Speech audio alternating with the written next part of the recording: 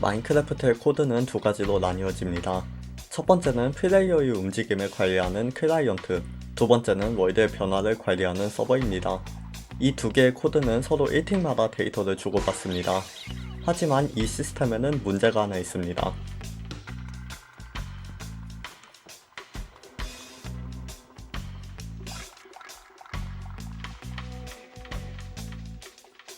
문의 아래쪽을 부수면 문의 위쪽은 1틱 후에 부서집니다. 클라이언트는 아래에 있는 문을 부수게 되면 위에 있는 문은 남아있는 것으로 인식하기 때문에 위에 블럭이 있다고 인식하여 엎드리게 됩니다. 서버가 위에 있는 문이 부서졌다고 클라이언트에게 데이터를 전송하기까지는 1틱의 시간이 걸리기 때문에 플레이어는 엎드릴 수 없는 상황에서도 엎드릴 수 있게 되는 글리치를 일으키게 됩니다.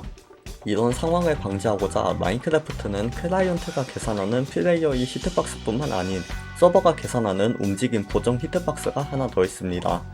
클라이언트가 계산한 플레이어의 위치와 서버가 계산한 플레이어의 위치가 다르면 플레이어의 위치를 1틱 전의 위치로 리셋시킵니다.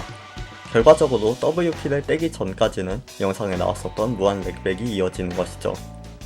문제는 여기서 시작됩니다. 움직임 보정 히트박스는 플레이어의 히트박스보다 약간 더 작습니다. 대략 0.00001블럭 정도 더 작죠. 따라서 만약 이 사이에 클라이언트 히트박스가 위치하게 된다면 서버도 이상함을 느끼지 못하고 움직임 보정 없이 클라이언트의 움직임대로 서버가 따라준다는 겁니다. 즉 방금 전 무한렉백 상황에서도 0.00001블럭 이내로만 안쪽으로 들어가면 엎드릴 수 있게 됩니다. 가장 쉬운 방법은 약 0.009도 정도를 바라보고 안쪽으로 들어가는 겁니다. 이렇게 우리는 클라이언트와 서버 사이에서 1틱의 오차만 있으면 엎드릴 수 있게 되었습니다. 이 오차 또한 예전 영상에서 소개했었던 디싱크의 일종입니다. 오차를 만들어내는 또 다른 방법 중 하나는 공중에서 특정한 블럭을 캐는 것입니다. 블럭은 공중에서 캐면 디싱크가 일어나기 때문에 캐지는 시간과 디싱크가 맞아 떨어지면 이렇게 블럭 하나로도 엎드릴 수 있게 되는 것이죠. 그렇다면 이 버그가 어떻게 여러분의 프레임을 감지하는 걸까요? 바로 클라이언트와 서버의 연산 속도 차이에 있습니다. 클라이언트는 여러분의 FPS에 따라 연산을 진행하지만 서버는 무조건 20fps로 고정시켜서 계산합니다. 여러분의 FPS가 TPS보다 훨씬 높을 경우 이렇게 연산이 진행됩니다. 클라이언트는 블럭을 부쉈지만 서버는 블럭이 부서졌다고 생각하지 않습니다.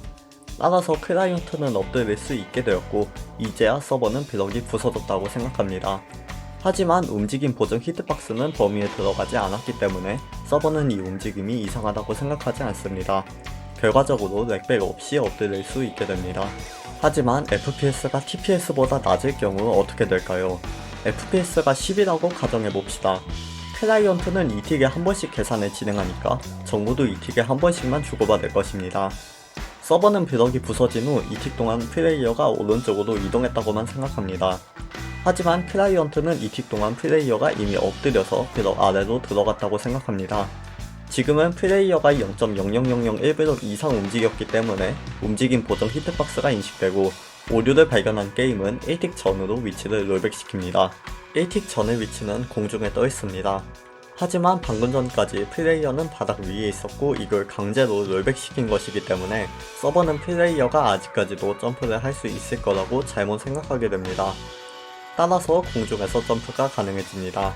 이것을 렉빌드비라고 부릅니다. 물론 렉백만 일으키면 되는 버그이기 때문에 굳이 FPS가 TPS보다 낮을 필요도 없고 버그 자체가 어디가서 써먹기에는 굉장히 애매한 부분이 있지만 그래도 10fps에서만 확정적으로 성공할 수 있는 기술이 있다는 것이 신기한 것 같습니다.